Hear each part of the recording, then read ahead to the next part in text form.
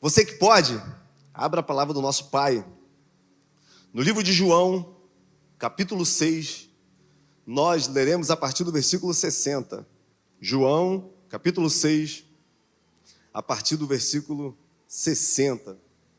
Está escrito assim: ao ouvirem isso, muitos dos seus seguidores disseram: dura é essa palavra, quem pode suportá-la? Sabendo Jesus em seu íntimo que os seus discípulos estavam se queixando do que ouviam, lhes disse: isso os escandaliza? O que acontecerá se vocês virem o Filho do Homem subir para onde ele estava antes? O Espírito dá vida, a carne não produz nada que se aproveite. As palavras que eu disse são Espírito e vida. Contudo, alguns de vocês não creem. Jesus sabia desde o princípio quais nele criam e aqueles que também não criam. E prosseguiu: é por isso que eu disse a vocês: ninguém pode vir a mim a não ser que o Pai lhe tenha enviado. Daquela hora em diante, muitos dos seus discípulos voltaram atrás, muitos deixaram de segui-lo. Jesus então virou para os 12 e disse: e vocês? Vocês não vão? Simão Pedro lhe respondeu: Senhor, para quem nós iremos? Tu tens as palavras de vida eterna. Nós cremos e sabemos que és o Santo de Deus. Amém? O tema da nossa mensagem nessa manhã é expectativas frustradas. Nem sempre tudo aquilo que nós queremos, nem sempre todas as nossas orações serão respondidas. Na maioria das vezes, nós vamos orar, nós vamos chorar, nós vamos clamar, e Deus não vai fazer segundo o que nós desejamos. Tem um livro do Rodrigo Bibo que eu gosto muito, que se chama O Deus que Destrói Sonhos, onde ele diz que todo discípulo de Jesus, em algum momento da sua caminhada, vai ter que ver sonhos sendo jogados por terra, sonhos não sendo construídos. Todo discípulo de Jesus, ele vai amadurecer a partir do momento que Deus diz não. E o grande desafio é nós continuarmos crendo, nós continuarmos buscando, nós continuarmos nos relacionando com Deus, quando as coisas não saem do jeito que nós queremos. Você que é pai, você que é mãe, talvez entenda um pouquinho melhor o que eu estou afirmando. Você dá tudo ao seu filho? Você dá tudo à sua filha? Existem algumas coisas que os nossos filhos nos pedem que nós sabemos que eles não podem ter. Muitas vezes, porque se a gente der, nós sabemos que eles vão se machucar. Nós sabemos que em algum momento aquilo vai fazer mal para ele. Muitas vezes, eles não entendem no momento, choram, fazem aquela pirraça, mas o que nós estamos fazendo é protegendo. E é isso que Deus faz com a gente. É por isso que nem sempre Deus faz o que nós buscamos. É por isso que muitas vezes Ele frustra alguns sentimentos. E o nosso desafio é amadurecer a partir dos nãos. O nosso desafio é amadurecer a partir de algumas rejeições. Porque é nesse caminho que nós vamos crescendo. É nesse caminho que nós vamos entendendo que a vontade de Deus, ela é boa, perfeita e agradável. E principalmente, nós estamos presos ao presente. Nós temos um Deus que já está no futuro. E Ele está nos construindo para que as promessas dEle se tornem reais para as nossas vidas. Tudo que Deus te prometeu vai se cumprir. Tudo que Ele liberou vai se tornar real, se nós permitirmos que Ele nos construa. Se nós permitirmos que as frustrações, os nãos, não nos leve para longe de um caminho, e esse caminho é o único que vai tornar possível nós vivermos o que Ele tem. O texto que nós lemos é o duro discurso de Jesus. Um discurso tão pesado, um discurso tão duro, que nesse momento alguns homens resolvem abandoná-lo. alguns discípulos resolvem não mais viver essa verdade. E se a gente olhar de uma forma muito superficial para o que está acontecendo dentro desse contexto, pode ser que venha até o seguinte questionamento: o que tinha de tão difícil nesse discurso para que esses homens abandonem tudo? Esses homens viram tantos milagres, eles viram tantos sinais, eles viram Jesus fazer coisas maravilhosas, mas de repente, quando a coisa começa a ganhar uma nova conotação, quando ele começa a apertar um pouquinho, por que essa galera vai embora?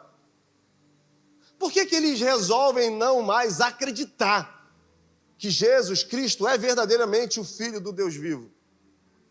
Para a gente entender o que está acontecendo, nós precisamos voltar no capítulo 5 do livro de João. Jesus, ele vai até o tanque de Betesda, e ele encontra lá um homem que está há 38 anos sofrendo com uma paralisia. Um paralítico que está ali esperando que, ao ver a movimentação das águas, e pela tradição, alguns falam que era realmente um mito, mas a verdade é que, sendo mito ou não, aquele homem estava ali e ele esperava de alguma forma tocar na água e ser curado. Só que naquele dia, Jesus vai até ele. Ele não vai até a cura vai até ele. Jesus se aproxima daquele homem, e era sábado pela manhã, e pergunta: você quer ser curado? Para nós, de uma forma lógica, se aquele homem estava ali, se aquele homem tinha a expectativa de conseguir tocar a água, era natural que o desejo do coração dele era ser curado. Mas Jesus pergunta: o que você quer que eu te faça? E, irmãos, é muito interessante, porque muitas vezes nós sabemos que Deus sabe aquilo que nós queremos. Muitas vezes nós sabemos que Deus já sabe aquilo que nós buscamos. Mas existe o desejo do coração de Deus que a gente verbalize, que a gente se relacione, que a gente fale para Ele aquilo que nós estamos sentindo. E a forma mais fácil de nós fazermos isso é através da oração. A oração, ela vai nos dar a oportunidade de lançar sobre Deus aquilo que está no nosso coração, aquilo que está afligindo a nossa alma, aquilo que está trazendo desconforto. Só que a gente prefere ficar parado, aguardando que alguma coisa mística, que algo aconteça e Deus intervenha. Quando, na verdade, Ele promete que a nossa oração, a oração do justo vai ser ouvida. Ele promete que a oração pode muito em seu efeito. Ele promete que, através da oração, nós vamos acessar coisas, milagres que estão disponíveis para nós.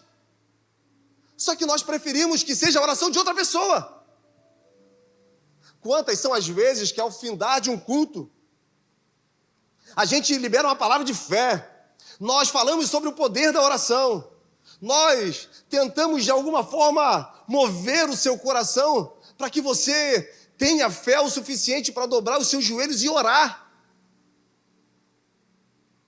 E quando o culto acaba, as pessoas nos procuram: pastor, faz uma oração poderosa.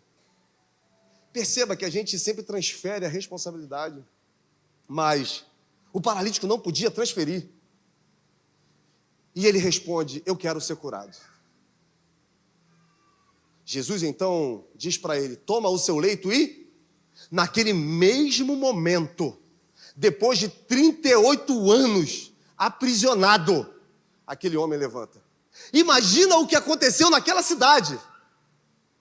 Imagina os boatos. Imagina o que estava sendo propagado. Aquele homem que estava paralisado agora anda. Aquele homem que era moribundo, aquele homem que era rejeitado, aquele homem que estava lá largado, agora está andando pela cidade. E antes ele se apoiava sobre o leito, agora ele carrega consigo o leito. E isso tudo foi obra de um homem chamado Jesus de Nazaré. Uma grande multidão se levanta, uma grande multidão vai atrás de Jesus para tentar de alguma forma também receber milagres. Outros eram curiosos, queriam só saber o que estava acontecendo. Jesus então Aproveita a oportunidade, porque sempre depois de um milagre, Jesus vai sentar e nos ensinar alguns princípios.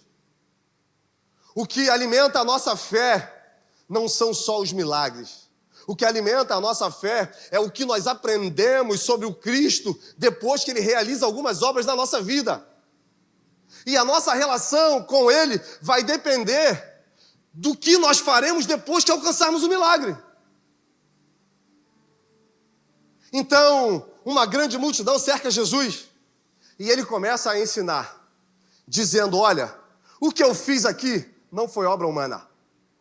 O que eu fiz aqui é uma obra divina, porque eu só faço aquilo que eu vi o meu Pai fazer. Ninguém pode fazer o que eu faço se não for o Pai que lhe ensine. O que Jesus está mostrando, olha, é Deus que está fazendo atrás de mim. Esse Deus que vocês adoram, esse Deus que vocês veneram, esse Deus que vocês se relacionam com Ele só a partir do Antigo Testamento, esse Deus está aqui em pessoa. E eu estou fazendo aquilo que eu vi Ele fazer. Mas isso tem um objetivo. Deus deseja que vocês prestem a mim a adoração que vocês prestam a Ele. Imagina o povo ouvindo isso. Vocês têm que me adorar da mesma forma que vocês adoram a Deus. Eles ficam desesperados. Eles ficam sem entender nada. Só que a palavra vai dizer que o tempo passa e agora é muito tarde. E um discípulo vai até Jesus e fala: olha, nós temos que dispersar a multidão. Mas eles estão com fome. Jesus então questiona: onde nós vamos comprar pão para alimentar eles? E o discípulo diz: nem com 200 denários. Não tem o que a gente possa fazer para alimentar tamanho povo. Jesus então faz a multiplicação dos pães e peixes, onde toda aquela multidão é alimentada, ainda sobram 12 peixes. Irmãos, a galera sai de lá maravilhada. A galera sai de lá saciada. Eles, de uma forma muito visível, alcançam um milagre. Têm uma necessidade saciada. E eles vão para casa, alimentados.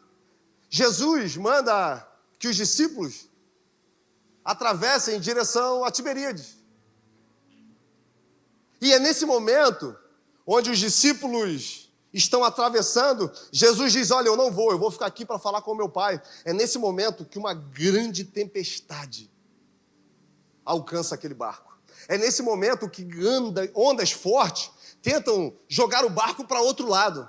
Isso mostra para nós que muitas vezes, fazendo a vontade de Deus, andando no caminho que Ele apontou, sendo obediente, tempestades vão sobrevir sobre as nossas vidas.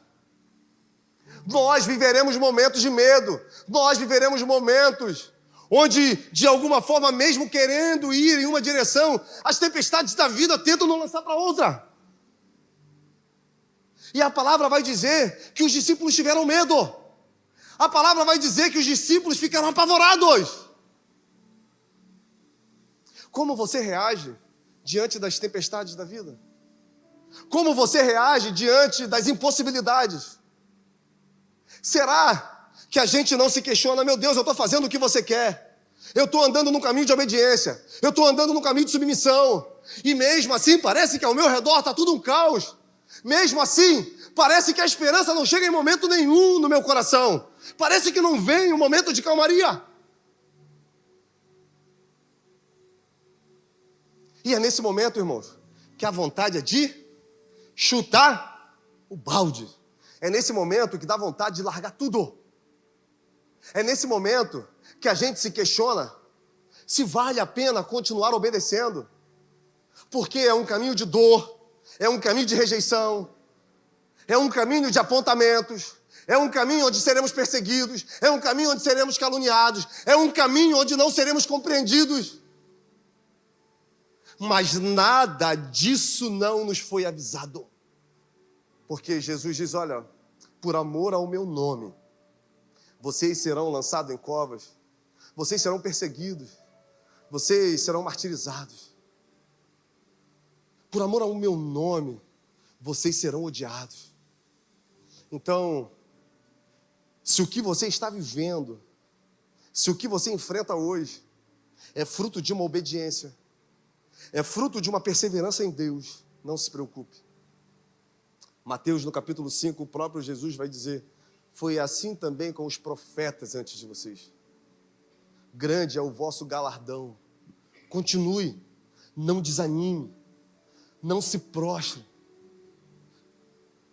Talvez as adversidades da vida tenham tentado te colocar de joelhos, mas só se ajoelhe diante do Deus vivo.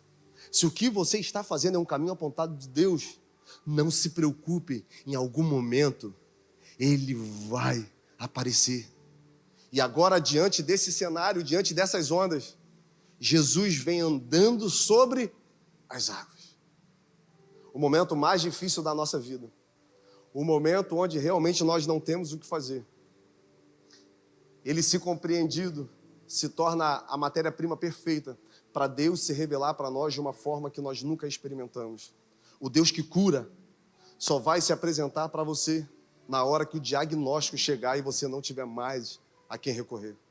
O Deus que restaura a aliança, Ele só vai aparecer na sua vida quando a sua aliança estiver deteriorada, quando você já não conseguir mais restaurar e você chamá-lo para participar desse relacionamento. O Deus que é provedor só vai aparecer na sua vida quando a dificuldade vier e você correr para todos os lados e todas as portas se fecharem e todos os caminhos estiverem te levando para lugar nenhum. Aí o Deus provedor aparece. O Deus protetor aparece quando você está tão vulnerável, quando você realmente já perdeu a esperança e a força. É nesse momento que o Deus protetor vem. E Jesus veio andando sobre as águas.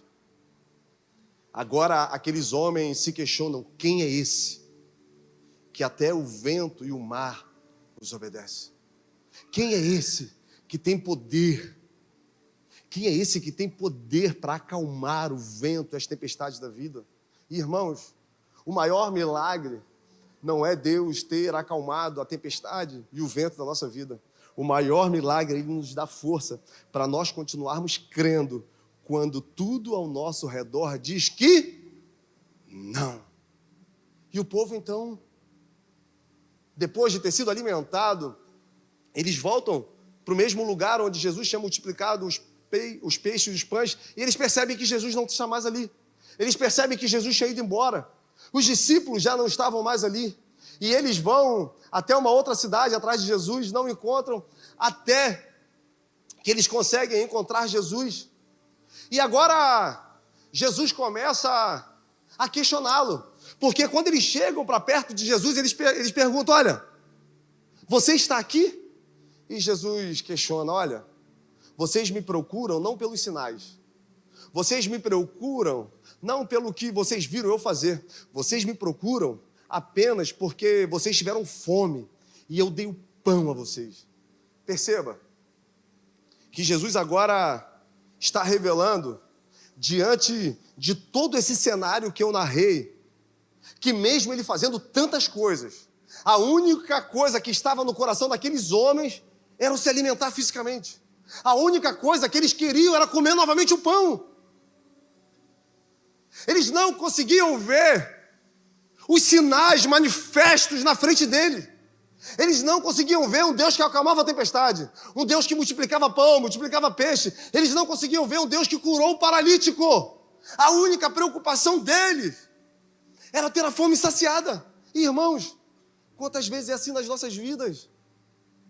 Diante de tudo que Deus está fazendo, diante de tudo que Ele pode ser para nós, nós queremos apenas mais um milagre. Nós queremos apenas que mais uma necessidade seja atendida. O desejo que está no nosso coração é que a gente novamente tenha acesso a algo que vai nos satisfazer momentaneamente. E aí entra uma palavra muito dura de Jesus, que vai confrontar diretamente tudo isso que esses homens sabiam, toda a cultura da época, toda a tradição. Jesus, então, agora descortina diante desses homens quem Ele é. Os religiosos, os israelitas esperavam um Messias guerreiro que fosse livrá-los do jugo de Roma. Os judeus esperavam um Messias que fosse devolver a glória eterna a Israel. Um homem semelhante a Davi. Um homem de batalha. Um homem que novamente iria colocar Israel em um patamar bélico, em um patamar de conquistas. Mas Jesus diz para aqueles homens: o meu reino não é desse mundo. O que eu tenho para oferecer não é aqui. O que de mais precioso eu tenho para vocês não vai ser entregue aqui. Aqueles homens ficam muito assustados. E eles começam a perguntar a Jesus: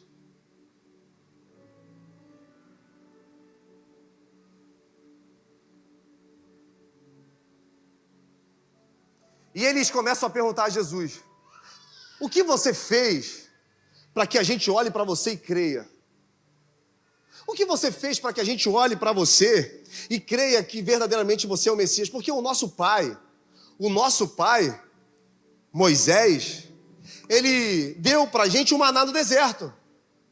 O nosso pai deu para nós o pão vindo dos céus. Você sabe que naquele contexto, a forma de se relacionar com Deus era através da Torá, através das leis mosaicas. Essas leis eram chamadas também pelo povo pão. Então, o fato de Deus ter derramado o maná no deserto, pela fala desses homens, estava diretamente sendo atribuída a Moisés. Moisés nos deu. E Jesus fala: não foi Moisés que deu o pão para vocês, porque aquele não era o verdadeiro pão. O pão verdadeiro é o Pai que dá. É o pão que estava do lado dele e hoje está diante de vocês. Eu sou o pão da vida. Eu sou o pão que dá a vida. Quando Deus se apresenta para Moisés no Monte Horebe e fala para ele: olha, você vai lá libertar o povo do jugo do Egito. E ele fica muito amedrontado e ele se questiona: mas poxa, como que Faraó vai de alguma forma liberar esse povo para mim? Quando o povo perguntar quem o enviou, o que eu devo responder? O que Deus responde para Moisés? Diga que quem o enviou, diga que o eu sou te enviou. E a gente comumente prega e fala que o eu sou é aquilo que nós precisamos. É uma necessidade que nós temos. Mas aqui Jesus começa a ser mais específico. Eu sou o pão da vida. O que ele está mostrando? Olha, aquele pão no deserto não foi Moisés que deu. Aquele pão foi o Pai que deu. Mas aquele pão não se compara com quem verdadeiramente está diante de vocês. Aquele pão não se compara com o que eu tenho para oferecer, porque o pai de vocês comeram no deserto e hoje estão mortos. Mas o pão que eu tenho para te oferecer é um pão que vai te dar a vida eterna. E isso é o que mais poderoso Deus tem para nos oferecer. É uma vida eterna. É um pão que não nos sacia momentaneamente. É algo que vai saciar a nossa alma eternamente. O hoje. Um tempo atrás eu estava lendo uma pesquisa. Na verdade era um neurocientista falando, não lembro se era uma pesquisa. E ele afirmava que o presente, ele dura 3 milésimos de segundo. Então depois de 3 milésimos de segundo, o que é presente se torna passado e o próximo é futuro. Então a cada 3 milésimos de segundo, eu estou vivendo o presente. Então, isso quer dizer para nós que o tempo passa muito rápido. Que o que nós estamos agora é apenas uma vírgula na história. Nós viveremos nessa terra 70, 80 anos, se Deus quiser, 90, 100, 120, Depende da expectativa que você tem, de como você tem se cuidado. O pastorzão está correndo. Está querendo chegar a 138. Falei, rapaz, vai correr sozinho, porque eu tenho corrido com ele. Eu acho que eu não vou estar mais aí, não. Porque dá trabalho, irmão. Correr dá trabalho. Então, para Deus, o que nós estamos vivendo é apenas uma vírgula. Se o nosso presente é tão rápido, imagina isso diante dos olhos de Deus, que é atemporal. Imagina a nossa vida, essa era, esse século, esse tempo, esse dia, diante dos olhos de Deus. É como uma poeira. É por isso que Ele resolveu colocar em nós um verdadeiro sentido da vida. Uma ideia que a vida não se completa aqui. Uma ideia que a vida não se resume aqui. Porque se a vida se resumisse a esse tempo, seria muito pouco. Se nós tivéssemos a possibilidade de desfrutar quem Jesus é apenas durante 100 anos, seria muito pouco. Porque quem Ele é transcende. Quem Ele é, toda a eternidade não vai ser o suficiente para que a gente experimente, porque Ele é magnífico. E é por isso que Salomão vai dizer que Deus colocou a eternidade dentro dos nossos corações. É o desejo de simplesmente não viver apenas esse tempo, mas viver uma era, 2 eras infinitas, desfrutando dessa presença. Então, Jesus está mostrando para aquele povo, olha, isso aqui é muito pouco. Vai passar, igual passou para os pais de vocês, porque o milagre que foi feito no deserto cessou. O maná cessou e esse povo não está mais vivo. Mas o que eu tenho para você abre a porta para a eternidade. E em verdade eu vos digo que o pão que desceu dos céus é esse que dá a vida. Perceba, irmãos, como aqueles homens estão sendo confrontados. Toda a tradição, tudo aquilo que eles aprenderam, nesse momento está sendo desconstruído, está sendo frustrado diante deles. Eles queriam apenas uma refeição, eles queriam apenas pão e peixe, mas Jesus estava dando a oportunidade deles terem a vida transformada, e é isso que o Evangelho faz nas nossas vidas. O Evangelho é transformador. O Evangelho tem necessariamente que confrontar quem nós somos. O Evangelho tem que confrontar as nossas bases existenciais. O Evangelho tem que desconstruir os nossos conceitos. O Evangelho tem que desconstruir os nossos valores. O Evangelho tem que desconstruir os nossos sonhos, os nossos projetos. Porque é impossível nós termos um encontro com Jesus e continuarmos sendo a mesma pessoa. E continuarmos vivendo como se a nossa vida se resumisse a nós mesmos. Agora, esses homens estão perplexos e eles viram para Jesus e dizem, nos dê esse pão. Nos dê esse pão. Nós queremos nos alimentar desse pão. Jesus diz mais uma vez, eu sou o pão da vida. Aqueles homens se assustam. Aqueles homens, eles não conseguem entender naquele momento a proposta que está sendo entregue. E Jesus continua, quem vem a mim jamais terá fome, e quem crê em mim jamais terá. Perceba, a água e a comida, o alimento, são necessidades básicas. Ninguém consegue sobreviver sem se hidratar e sem se alimentar. Estudos revelam que um homem pode ficar sem comer até 3, 4, 5 dias. Depois disso vai começar a ver o reflexo disso no seu corpo. A água é muito mais perigoso. É bem provável que a partir do 2º dia o seu corpo comece a colapsar. Então, em um lugar desértico, em um lugar onde as pessoas levantavam e de todas as formas tinham que buscar o seu alimento, buscar a sua água. A gente vai ver as mulheres tendo que andar caminhadas longas para ter acesso à água. Era muito escasso.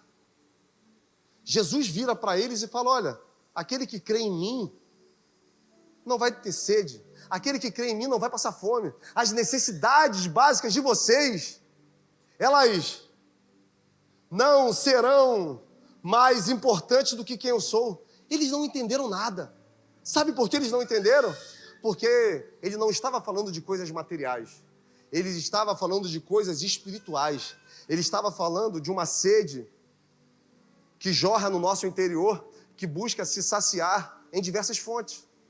Ele está falando de uma fome que existe dentro do homem, que de toda forma tenta encontrar um sentido para a vida. Ele está falando de um vazio que nós tentamos preencher com coisas. Nós tentamos preencher com pessoas. E quantas são as vezes que nós nos machucamos? Quantas são as vezes que nós nos frustramos? Quantas são as pessoas que a gente conversa, que pega o seu coração e entrega no relacionamento? E passam um tempo, se frustram, se machucam. E entram num quadro depressivo. Entram num quadro de ansiedade. Porque ao perder aquilo que amava, acha que a vida não tem mais sentido. Tentam de todas as formas balizar a sua vida em outra pessoa. Ou quem sabe num carro, numa casa. Quem sabe você entra aqui nessa manhã e pense: a hora que eu conseguir comprar esse carro eu vou ser feliz. Mas irmãos, você já comprou outros. Você já pagou aquela Bíblia com 60 livros. E quando você chegou na metade, aquilo já não te satisfazia mais. Você já estava vendo formas de pegar outro e continuar com a mesma prestação. É mentira ou é verdade? Porque a gente fala assim: já estou acostumado com esse valor. Se eu conseguir pegar de novo, de 30, pular para 60, mas continuar esse valor, dá. Não dá? Então, nós não encontramos satisfação em coisas. E era isso que Jesus estava mostrando para essa galera. Olha, o que eu tenho para vocês vai preenchê-los. Vocês serão alimentados espiritualmente. Vocês terão sentido para a vida de vocês. E a partir desse momento, vocês não vão procurar em coisas, em pessoas, aquilo que vocês têm em mim. Aqueles homens, então, ficam muito assustados e começam a murmurar. Começam a falar um com os outros. Olha o que ele está falando. Esse aí não é o filho de Zé? Esse aí não é o filho de Zé e Maria? Quem ele é para falar essas coisas? Quem ele é para falar contra Moisés? Quem ele é para falar contra a lei? Quem ele é para falar que ele é o reflexo do Deus invisível? Quem ele pensa que é? Nós conhecemos ele. E naquele momento, quando eles percebem que agora Jesus não vai mais dar a ele aquilo que eles queriam, que a expectativa que eles carregavam, elas não seriam alimentadas, esses homens resolvem largar tudo. E, irmãos, o nosso maior desafio é continuar quando a gente ouve não. O nosso maior desafio é continuarmos quando aquilo que é a nossa zona de conforto, aquilo que é a nossa zona de segurança, é tirado. Quando a gente achava que aquele lugar era nosso, e de repente Deus nos pinça de lá. Eu lembro que, logo assim que eu comecei a trabalhar na igreja, eu e o pastor, a gente tem uma relação muito boa, mas no começo a gente tinha uma relação meio áspera. A gente estava se conhecendo, aquela coisa, né, de trabalhar todo dia, duas pessoas diferentes, com cabeça diferente. A gente se conhecia, mas se conhecia de vista. Então nós tivemos algumas conversas mais acaloradas. Ele puxava muito a minha orelha. Ele pegava realmente um pouco pesado comigo. E eu lembro que teve uma vez que ele me chamou no gabinete e ele falou: olha, a partir desse momento, você não faz mais isso. Aqui na igreja você só vai fazer isso. E ele me tirou de algumas coisas que eu fazia. E naquele momento ele esperou uma reação minha e eu falei, beleza, se é isso que Deus quer, se é isso que Deus tem para mim, glória a Deus, eu vou fazer. E eu comecei a fazer. E passou um tempo, ele me chamou e falou, olha, agora eu conheço seu coração. Agora eu vi que o que você fazia não te definia. Eu precisava te conhecer. E você quer conhecer uma pessoa, diz não para ela. Você quer conhecer uma pessoa, tira ela daquele lugar que ela se sente dono. E agora eu posso falar que eu já não te chamo mais, ele usou essa expressão de servo, eu te chamo de um amigo, porque eu vi o que você carrega dentro do seu coração. E quantas são as vezes que Deus faz isso com a gente, deixa a gente enfrentar algumas situações para revelar para nós o nosso coração, para revelar que nós não temos que estar nos preocupando com o lugar físico, que o que realmente importa é o lugar espiritual, porque quando as nossas expectativas se frustram, quando nós resolvemos prosseguir mesmo, quando não sai da forma que nós queremos, nós mostramos para Deus, haja o que houver, venha o que vier, eu continuarei fiel ao Senhor, porque eu não quero aquilo que o Senhor tem para me entregar, eu quero quem você é. A minha relação com o Senhor não é pelo que você pode me oferecer, Pai. Porque, irmãos, o que Ele tem para nos oferecer é muito pouco diante de quem Ele é. A maior conquista de um homem em Deus não é aquilo que Ele pode entregar nas nossas mãos, é aquilo que Ele pode ser em nós. O sucesso na luz da palavra não está condicionado àquilo que nós conquistamos, àquilo que nós temos, mas o quão obediente a Deus nós somos, até onde nós seremos submissos à sua vontade, mesmo que ela confronte diretamente aquilo que nós queremos. E esses homens ficam desesperados, e é nesse momento que eles resolvem, meter o pé.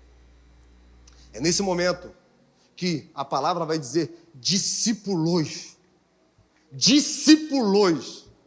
homens que estiveram juntos, homens que participaram de milagres, homens que viram aquilo que Jesus estava fazendo. É nesse momento que essa galera resolve ir embora.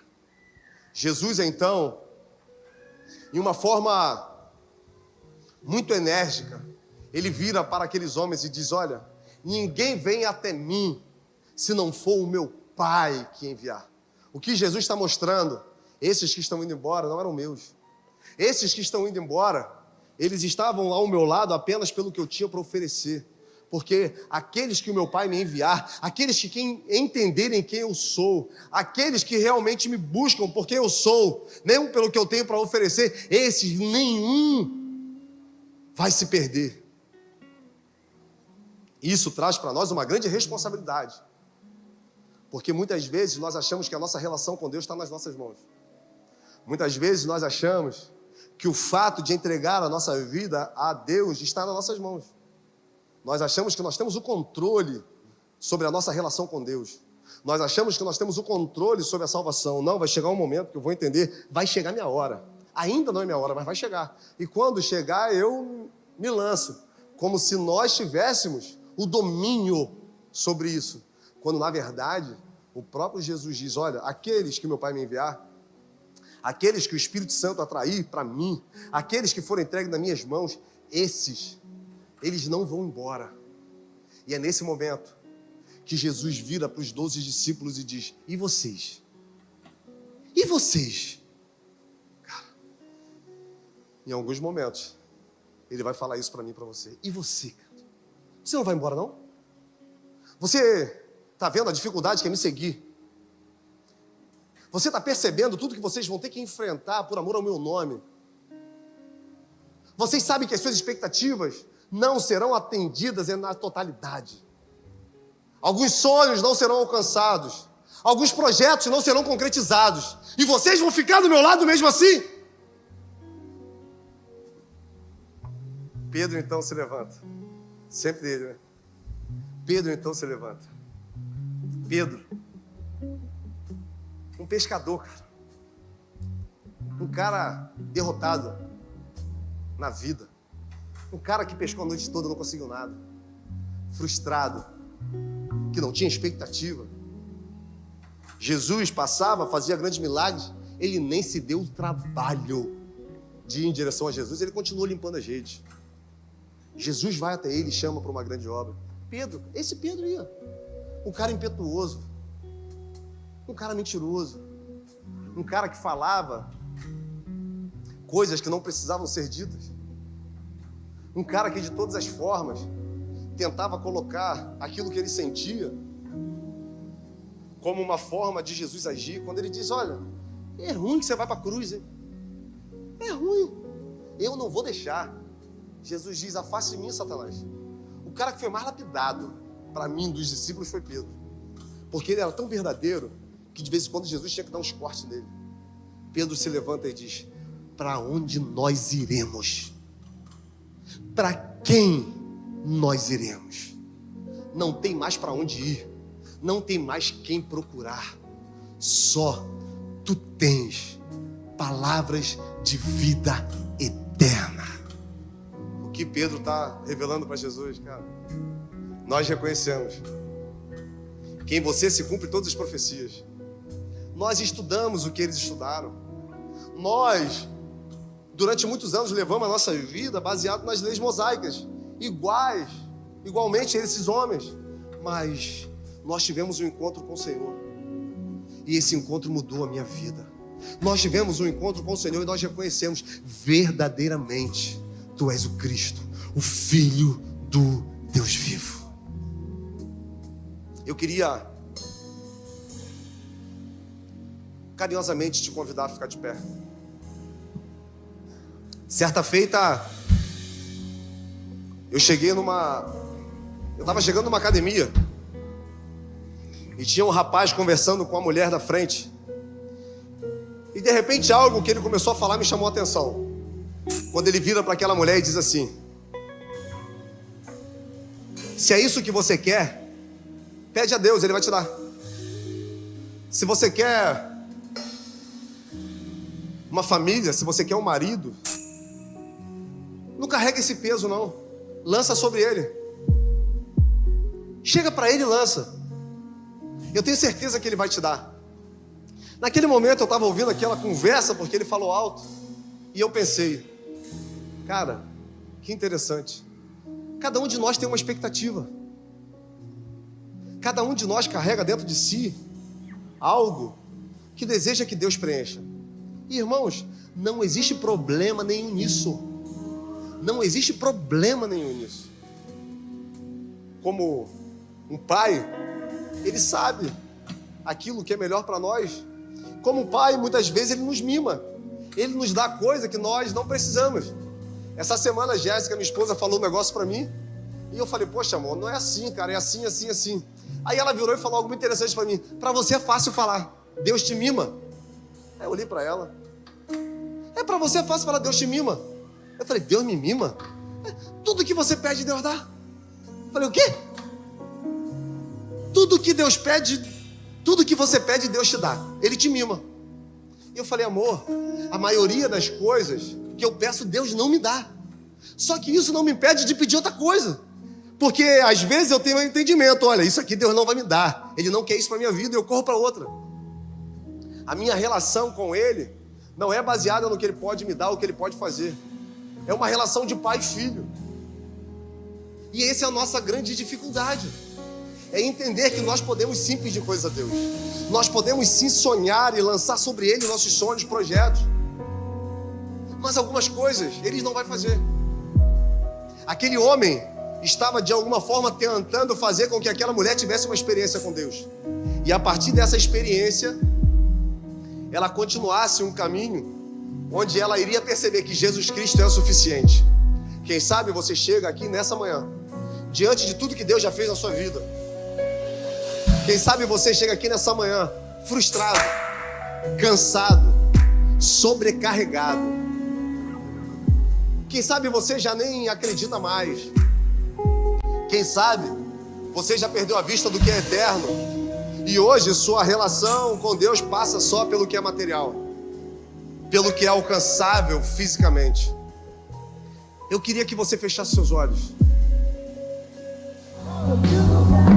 Lu, Lucas, no capítulo 24, fala sobre esses dois homens que andaram com Jesus, que viram grandes milagres, mas no momento que Jesus morre, eles se frustram. E no terceiro dia, no dia da ressurreição, esses homens simplesmente resolvem ir embora. Eles resolvem deixar tudo em direção a Emaús, uma aldeia que ficava mais ou menos a 11 quilômetros de Jerusalém. E, irmãos, era o dia que Jesus tinha ressuscitado. Imagina quantas coisas ele tinha que fazer. Mas, ao saber que esses discípulos tinham desistido, Jesus resolve também ir para Emaús. E Jesus aparece para esses homens, agora 100% Deus, com seu corpo glorificado.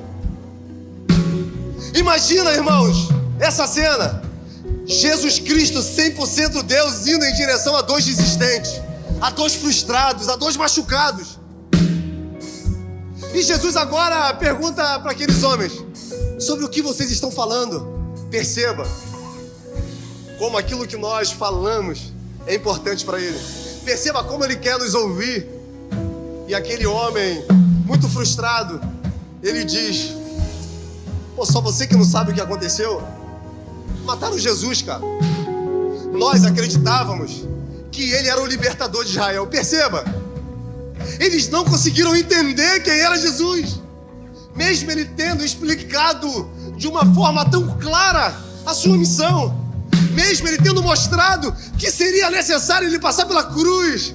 Aqueles homens, eles não conseguiram entender, porque na cabeça deles o sinal que Ele era o Messias estava ligado a libertar Israel do domínio de Roma.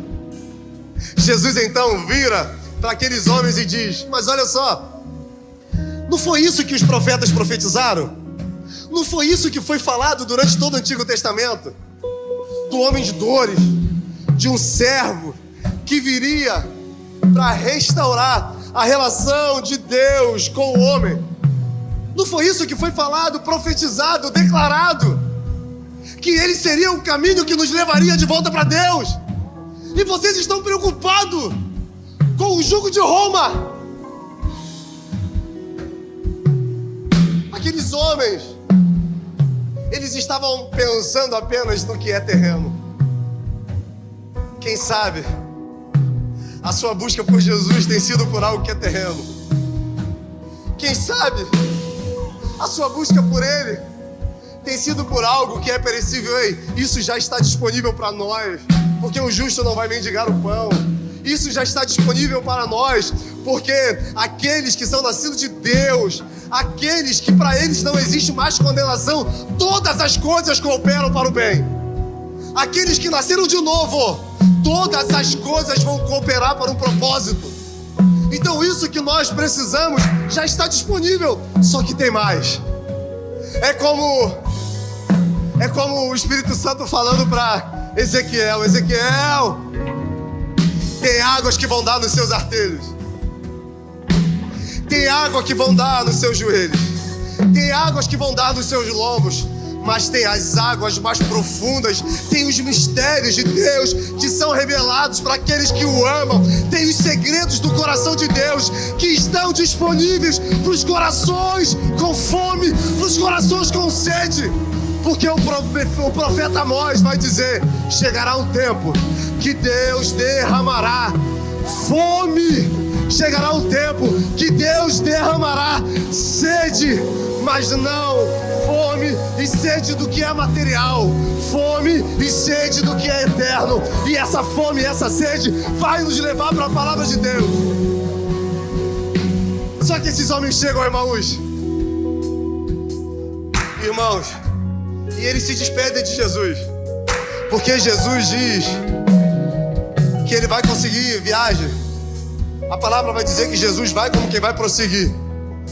De repente, aqueles homens chamam: vamos entrar, vamos cear. E eles colocam Jesus para dentro de casa.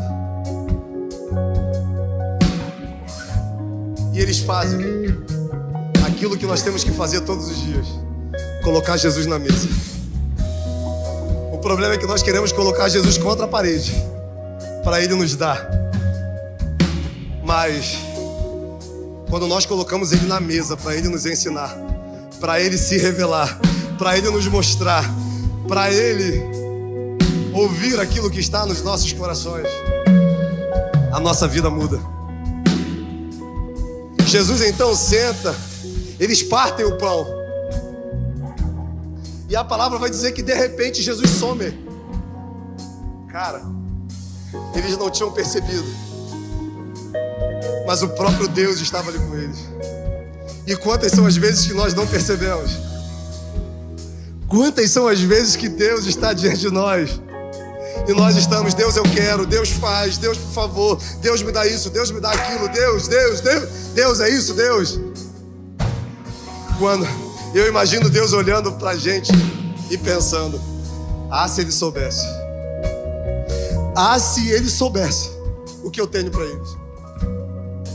Nem olhos viram, jamais penetrou no coração do homem o que eu tenho. E quando Jesus some, aqueles homens viram um para o outro e dizem: enquanto a gente estava caminhando, o nosso coração não queimou, não ardia o nosso coração enquanto Ele falava aquelas palavras. É nesse momento que as escamas dos olhos daqueles homens caem e eles percebem que Jesus Cristo esteve ao lado deles o tempo todo durante a trajetória, durante a caminhada. Eu não sei para onde você tem fugido, eu não sei para onde você tem tentado ir para se esconder, mas eu creio no meu espírito que tem alguém andando ao seu lado, e a sua dor, a sua frustração, as marcas que você carrega não tem deixado você perceber que Ele está do seu lado. E eu queria te convidar a fechar os seus olhos. E agora, em nome de Jesus, Pai, eu quero te pedir que o Senhor abra visões espirituais nesse momento, que olhos espirituais sejam abertos. Eu quero, em nome de Jesus, Pai, te pedir que o Senhor revele para algumas pessoas nessa manhã o que é espiritual. Você está machucado, você está frustrado, você está cansado. Eu quero, pela fé, que você veja agora quem está do seu lado. E se essa palavra tocou ao seu coração, se o seu coração também ardia, nós não temos tempo para você vir aqui à frente. Você que entende que precisa ressignificar a sua relação com Deus hoje, você que entende que hoje precisa olhar para Deus, para Jesus, por uma nova ótica, eu queria te convidar a erguer as suas mãos. Isso.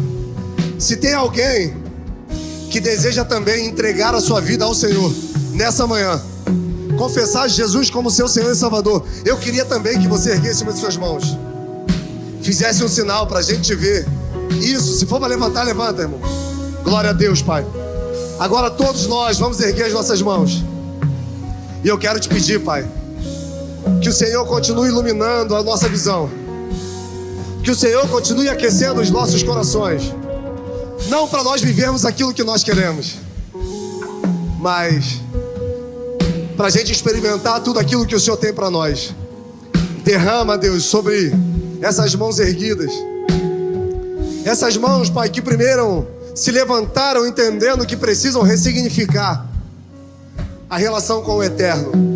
Que o Senhor venha dar um novo foco, que o Senhor venha dar um novo sentido nessa relação, que nós possamos nos saciar no Senhor. E para todos os outros, Pai, que o Senhor continue se manifestando, que o Senhor continue se revelando, que o Senhor continue sendo fonte de provisão, de proteção, de aconchego. Nós queremos entregar essa manhã nas Tuas mãos. Nós queremos entregar a nossa vida, a nossa família. Eu quero declarar, Pai, que em nome de Jesus, nós iremos ter uma fome, uma sede. Irá se concretizar em nós a profecia de Amós. Restaura a sede e a fome pela Sua presença. Restaura a sede e a fome pela Sua pessoa. Que nós possamos nos deliciar em Ti, Deus. nos leve na sua santa paz para os nossos lares. Que nós possamos ter um domingo abençoado na presença dos nossos familiares. Que os nossos celeiros sejam sempre fartos. Onde nós colocarmos as nossas mãos, ali haja prosperidade dos céus. Que onde nós colocarmos os nossos pés, o Senhor seja conosco. Que a sua graça, que é melhor do que qualquer coisa que nós possamos experimentar, seja conosco e com todos aqueles que aguardam a vinda do Filho de Deus. E eu oro em nome de Jesus. Você que crê, recebe, aplauda a Jesus. Vai em paz, que Deus te abençoe.